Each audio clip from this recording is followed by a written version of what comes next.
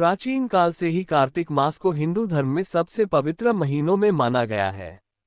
ऐसा कहा जाता है कि जब दुनिया नई नई बनी थी और देवता दानव सभी अपनी अपनी शक्तियों को बढ़ाने में लगे हुए थे, तब भगवान विष्णु ने इस मास को पुण्य का श्रेष्ठ महीना घोषित किया था। कार्तिक का महीना जैसे ही आता है, धरती पर एक विशेष प्रकार की ऊर्जा सक्रिय हो जाती है, मानो भगवान स्वयं अपने भक्तों के और भी करीब आ जाते हों। कहा जाता है कि वर्ष में 12 महीने होते हैं, परंतु जो पुण्य कार्तिक मास में एक दिन पूजा करने से मिलता है, वह कई महीनों की पूजा के बराबर होता है। कार्तिक में भगवान विष्णु की विशेष कृपा रहती है, क्योंकि यही वह समय है जब वे क्षीर सागर से उठकर भक्तों के जीवन में सक्रिय रूप से उतरते हैं। इस कथा की शुरुआत भी इसी दिव्य रहस्य से होती है। बहुत प्राचीन समय में जब सृष्टि में युद्ध, अत्याचार और दुख बढ़ रहे थे, तब देवताओं ने भगवान विष्णु से प्रार्थना की कि वे जगत की रक्षा करने के लिए कुछ ऐसा करें जिससे धरती पर धर्म की वृद्धि हो। देवताओं की प्रार्थना सुनकर भगवान विष्णु ने कहा, धर्म तभी बढ़ेगा जब मनुष्य स्वयं अपने भीतर का अंधकार मिटाएगा। मैं उसके लिए एक ऐसा महीना स्थापित करूंगा जिसमें थोड़े से प्रयास से भी मनुष्य को असंख्य पुण्य प्राप्त होगा। और तब उन्होंने कार्तिक मास का निर्माण किया। कथाओं में वर्णन आता है कि कार्तिक मास में भगवान विष्णु अपने क्षीर सागर वाले पलंग से उठकर ब्रह्मांड की यात्रा करते हैं। इस दौरान वे हर भक्त के घर, हर मन और हर तीर्थ में अपना प्रकाश फैलाते हैं। इसी कारण कार्तिक में स्नान, दान, दीपदान, उपवास, तुलसी पूजन और भगवान के नाम का जाप अत्यंत फलदायी माना जाता है।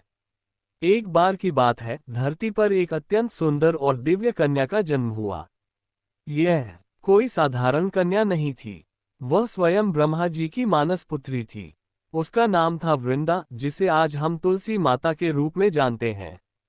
तुलसी अत्यंत सती, साध्वी और विष्णु भक्त थी। उसके तप, भक्ति और सत्य के पालन से उसे तीनों लोकों में सम्मान प्राप्त था। इसी समय दैत्यराज जलंधर अपनी शक्ति के कारण देवताओं को पराजित कर रहा था। जलंधर की शक्ति का रहस्य था उसकी पत्नी वृंदा की अटूट पवित्रता। जब तक वृंदा का सतीत्व अडिग था, जलंधर को कोई परास्त नहीं कर सकता था। देवताओं ने इस समस्या को भगवान विष्णु के सामने रखा।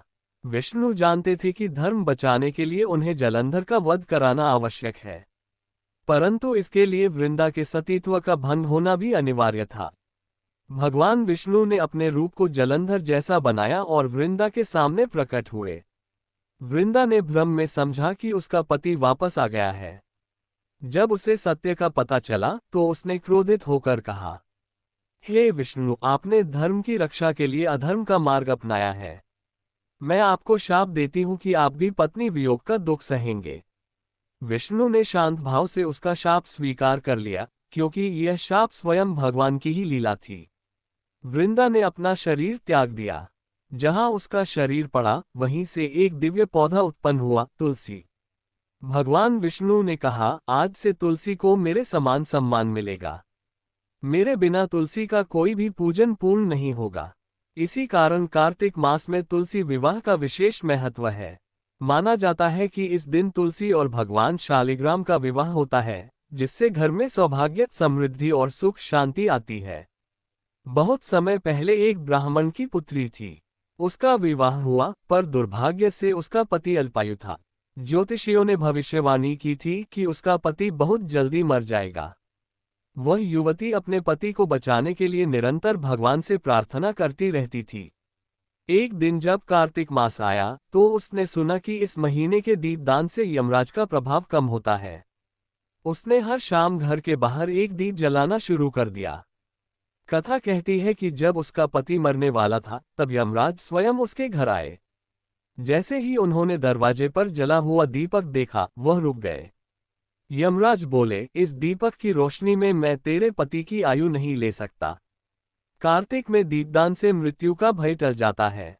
इस प्रकार उस युवती ने अपने पति का जीवन बचा लिया। तभी से कार्तिक मास में दीपदान को बेहद पवित्र और शुभ माना जाता है। कहा गया है कि जो इस मास में दीप जलाता है, उसके घर से नकारात्मक शक्तियां दूर रहती हैं और सुख शांति बढ़ती है। कार्तिक मास को दामोदर मास भी कहा जाता है। ये नाम भगवान कृष्ण के प्रसिद्ध दामोदर लीला से पड़ा।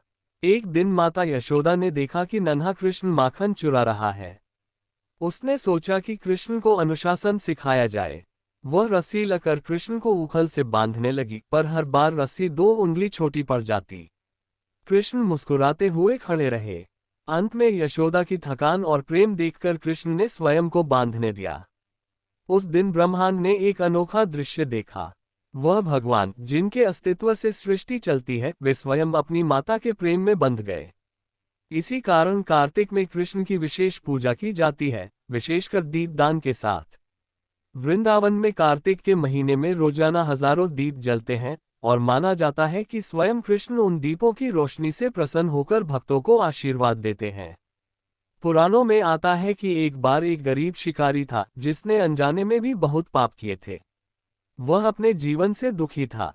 एक दिन संयोग से कार्तिक मास शुरू होने से पहले वह एक तीर्थ के पास गया और वहीं सो गया। अगली सुबह जब वह उठा तो उसे पता भी नहीं था कि आज कार्तिक स्नान का पहला दिन है। उसने नदी में उतरकर बस अपने हाथ मुंह धोए, और यही साधारण सा स्नान उसके जीवन को बदल गया। उसी क्षण देवताओं ने देखा कि उसके शरीर के सभी पाप धुल गए। यमराज ने अपने दूतों को वापस बुला लिया। ये देखकर शिकारी को आश्चर्य हुआ। देवदूतों ने उसे बताया, कार्तिक स्नान का फल इतना बड़ा है कि पाप करने वाले को भी मुक्ति दिला देता है। उस दिन से कार्तिक स्नान को अत्यधिक पवित्र माना गया। कार्तिक मास का नाम भगवान शिव के पुत्र कार्तिकेय के नाम पर भी माना जाता है।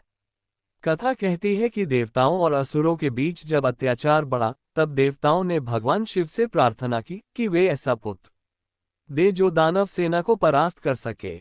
शिव ने अपने तेज से कार्तिकेय का जन्म दिया। कार्तिकेय 6 कृतियों में जन्मे और 6 माताओं ने उनका पालन किया।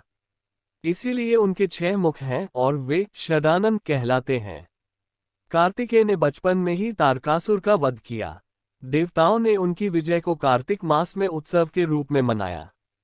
तभी से कार्तिक मास का संबंध साहस, वीरता और धर्म रक्षा से भी जुड़ गया। कार्तिक मास में 5 चीजें बेहद महत्वपूर्ण मानी जाती हैं। पहला, स्नान, आध्यात्मिक शुद्धि। दूसरा, दीपदान, जीवन में प्रकाश। तीसरा, तुलसी पूजन, सौभाग्य। चौथा, विष्णु पूजन, मोक्ष का मार्ग। पांचवा, दान, पापों का नाश। कहा जाता है कि जो भी मनुष्य इन 5 कार्यों को निष्ठा से करता है, उसके जीवन में दुख, क्लेश, बाधाएं और नकारात्मकता स्वतः समाप्त हो जाती है। पुराण कहते हैं कि कार्तिक के महीने में धरती पर स्वर्ग की ऊर्जा उतरती है। देवता रात के समय धरती का भ्रमण करते हैं और देखते हैं कि किस घर में दीप जला है, किसने दान किया है, किसने ईश्वर का स्मरण किया है। जिस घर में प्रकाश रहता है, वहां देवता आशीर्वाद देकर जाते हैं। इसलिए इस महीने को देवों का प्रिय महीना कहा जाता है। इस पूरी कथा का सार यह है कि कार्तिक मास मनुष्य को स्वयं के भीतर प्रकाश जगाने का अवसर देता है। यह महीना याद दिलाता है कि हृदय का अंधकार दीपक से नहीं, सत्कार्यों से मिटता है। पूजा का फल तभी मिलता है जब मन में विनम्रता हो। थोड़ा सा पुण्य भी कार्तिक में 1000 गुना बढ़ जाता है। भगवान भक्तों से दूर नहीं, भक्तों के हृदय में निवास करते हैं। अगर आपको यह वीडियो अच्छा लगा हो तो लाइक और सब्सक्राइब करें और अपने दोस्तों को शेयर करते हुए एक अच्छा सा कमेंट भी अवश्य करें। धन्यवाद।